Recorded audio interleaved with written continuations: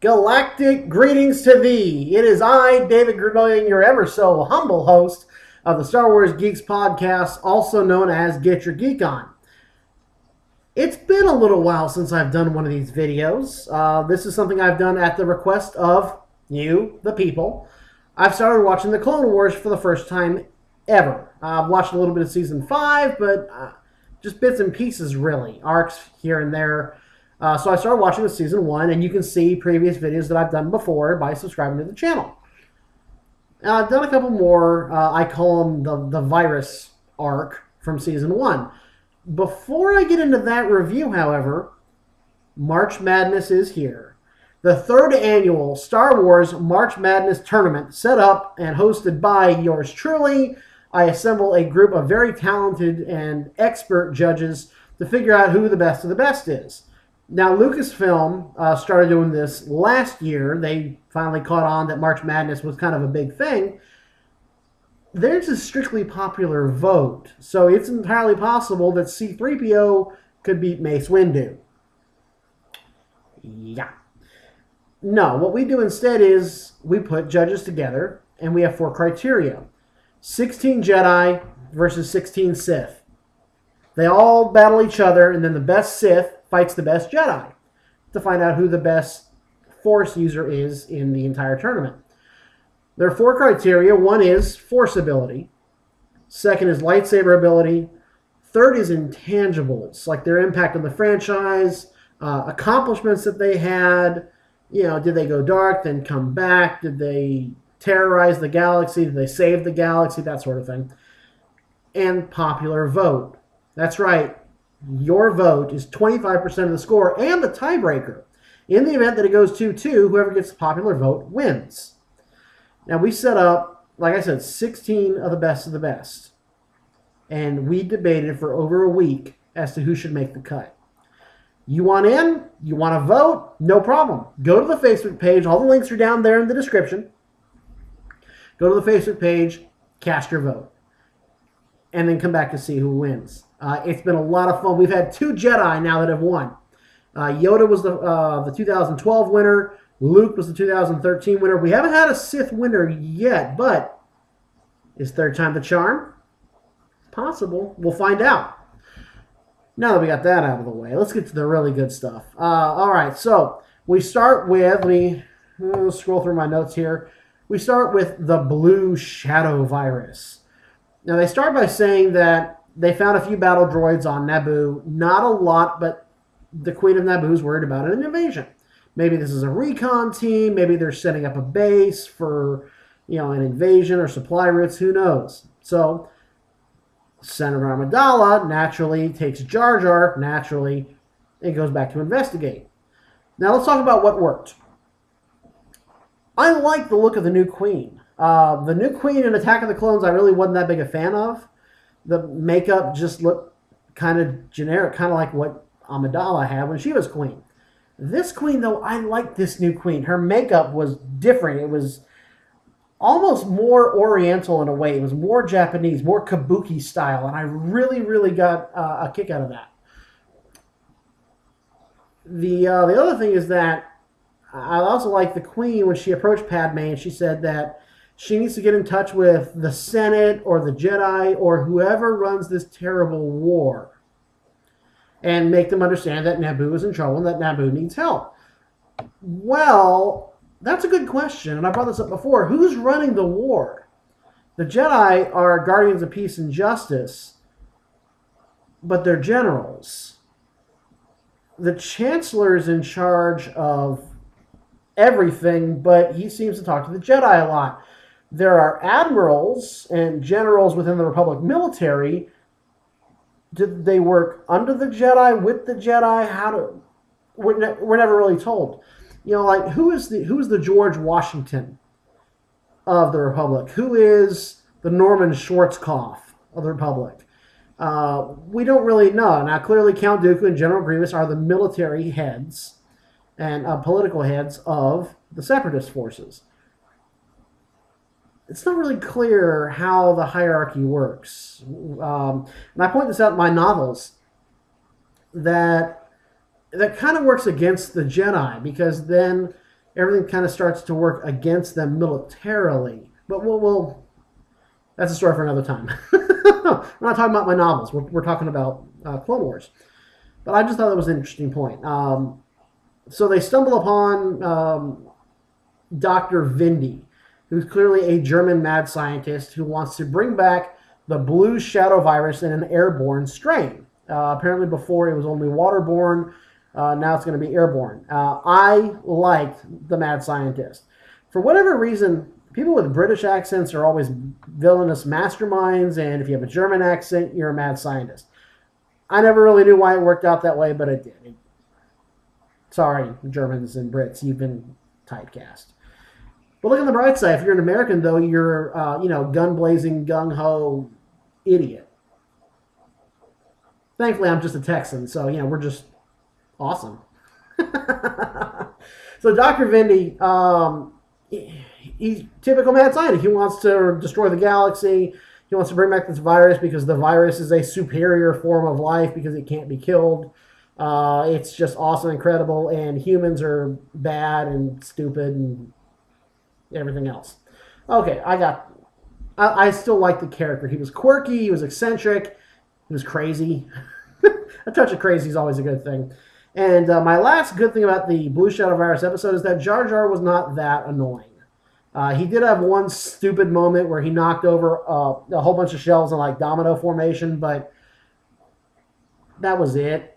Other than that, we did get another Gungan in the episode, so there were more Okie days than I wanted to hear, and Misa this and this or that, but all in all, I tolerated it for the most part. I'm still mostly sane. Yeah, mostly sane. So what didn't work? What was it that I really didn't like about this episode? I wasn't that big a fan of 3PO in the beginning lying to the battle droid about... Alright, so they take out the battle droids, they bring one of them back, they lobotomize him basically, and he can't see, and he's asking, where am I, what's going on, and 3PO starts to say that he's on board a Separatist ship, that Count Dooku wants to reward him, just let us know where the secret base is. Yeah, so 3PO cannot impersonate a deity, but he can lie. I don't know, that just, it didn't sit quite right with me. I mean, maybe it's a nitpick because, he's lying to another droid, and he's not impersonating a deity in this case, and you can hem and haw all you want. It just kind of stuck out at me a little bit. I wish they'd used, anybody else and another droid. Why does it have to be 3PO who does this? I never understood that part. So they got to find the hidden lab, and Jar Jar, to his credit, helps them figure out where it is by identifying this one type of butterfly, moth thing. I don't know. It's a whole Silence of the Lambs thing, where they find this one particular moth that can only exist in one particular place on the entire planet. And it's the eastern swamps. Okay? So here's the best part. So Padme goes out to look for this with only Jar Jar.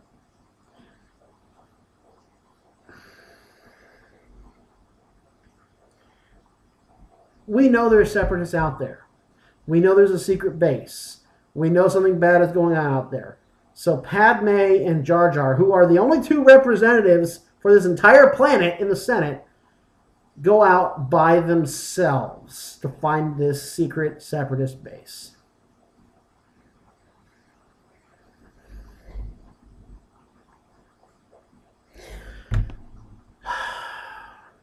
What would Dave say?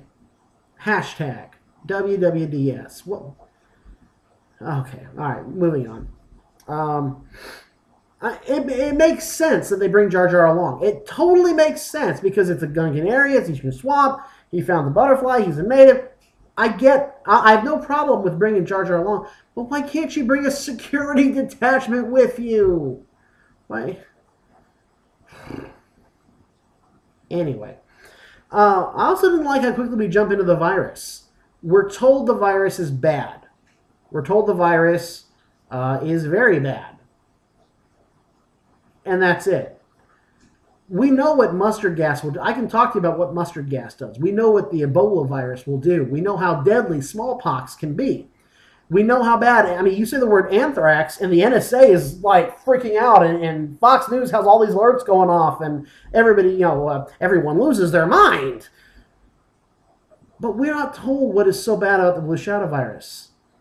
I assume it kills people.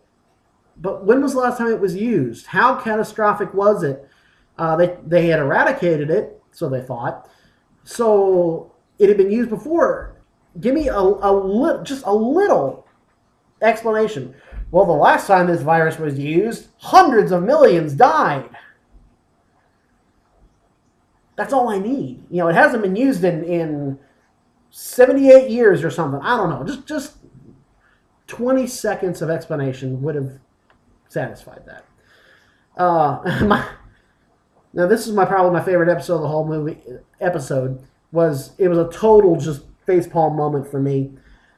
So Anakin corners Dr. Vindy, and Dr. Vindy gives he says, "Fools, I'll destroy you all." And he throws this one vial of the virus that is now airborne, throws it in the air, and he says, "Catch," to Anakin. While he turns and tries to make his escape. Okay, I guess he didn't realize that Jedi can use the Force, because all Anakin has to do is look at it, go, "Ha, look at that," and pluck it out of the air by using the Force, and pull it down and go, "Ha, ha, ha," and throw his lightsaber at the Doctor, and that's it. But Anakin doesn't do that. Anakin instead, runs to catch the virus like he's playing left field for the San Francisco Giants. Why? You're the chosen one. You know the Force. You do the whole Force choke thing, and you've moved objects all over the place, and this should have been a simple thing. It should be as simple as just going, vial, wink, okay, got it, you're dead.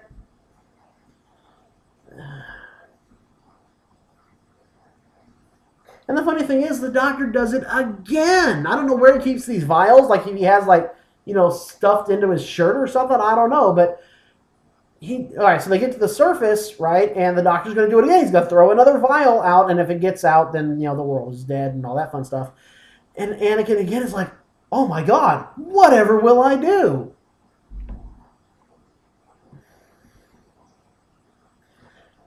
It's like if you ever watched Avatar: The Last Airbender, and in the movie, there's a scene where they imprison some earthbenders, people who can move the earth with their minds, in a camp in the middle of a field surrounded by rocks. And they wonder how they're ever going to make their escape. "Oh, I don't know. How about you move the earth? You're earthbenders." It's the same thing. Anakin's like, "How am I going to stop this vial from crashing?" "I don't know. Use the Force."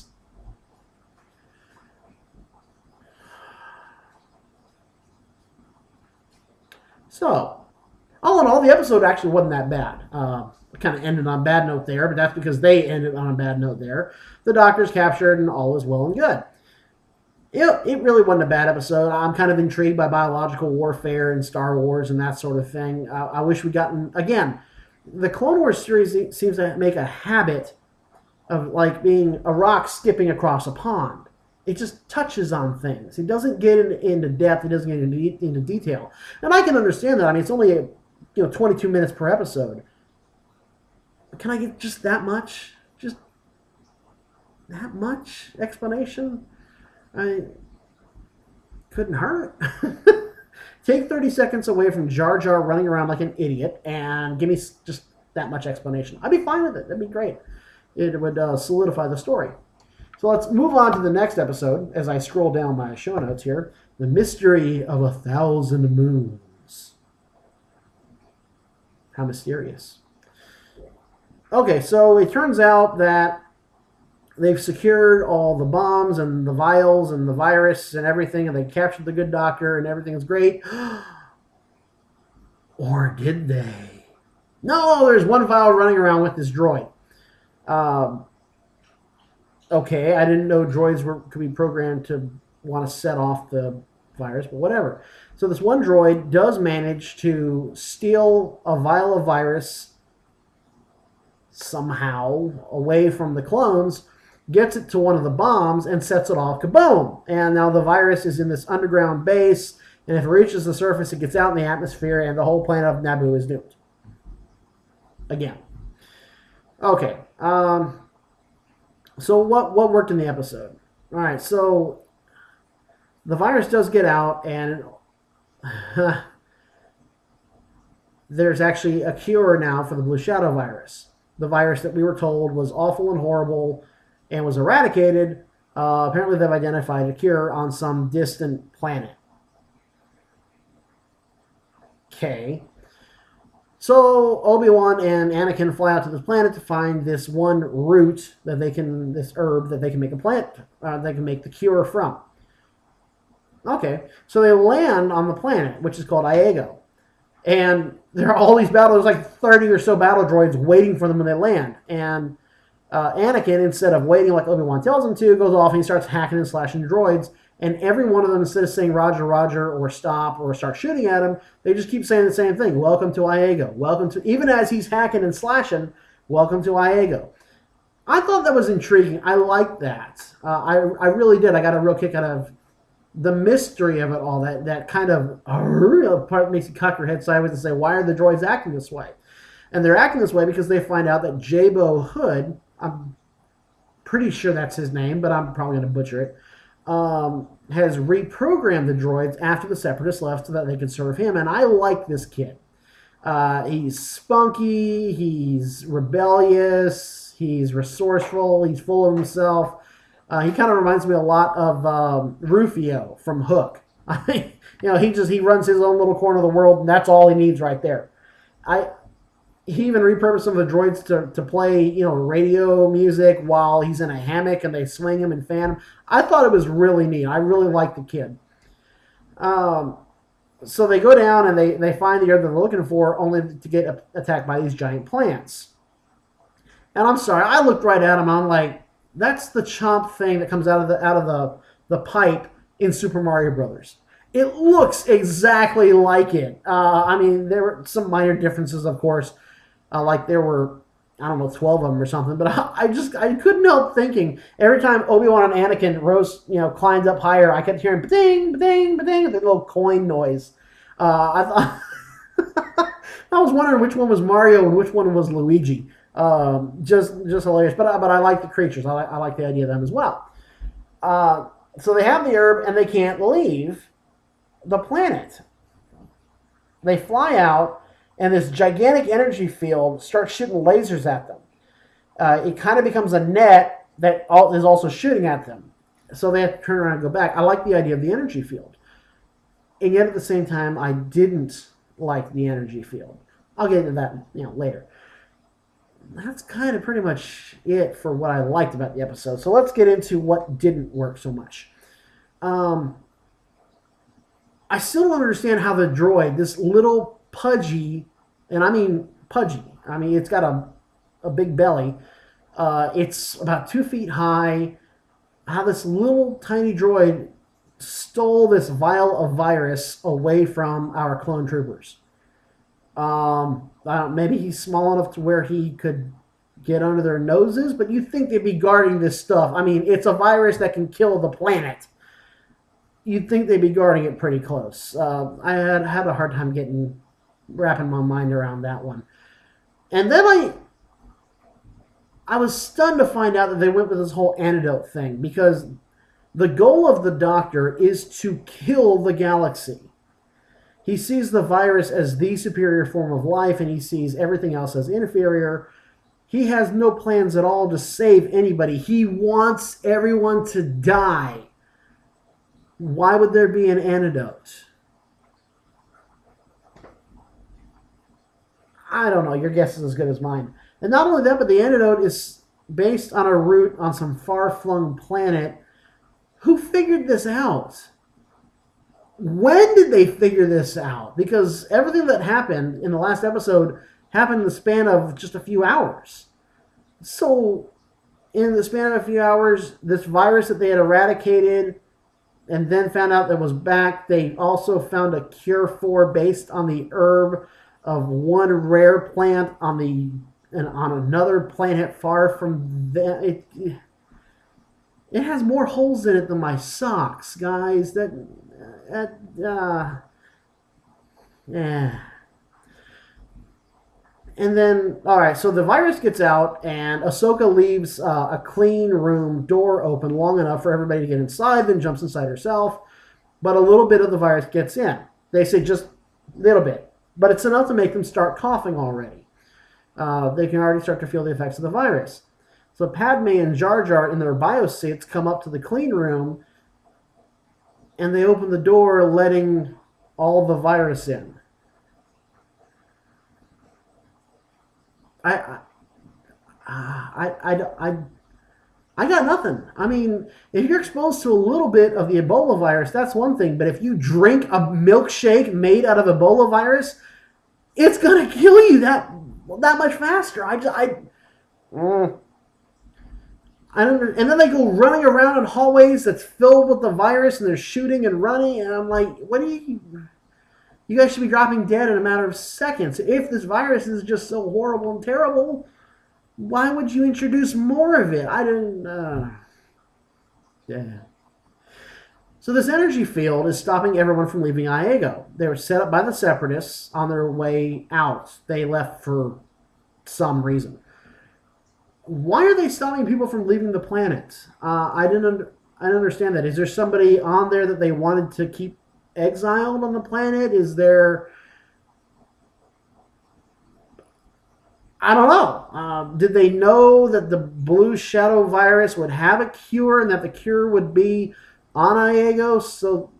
But then they didn't want to destroy the plant to stop the cure. They just wanted people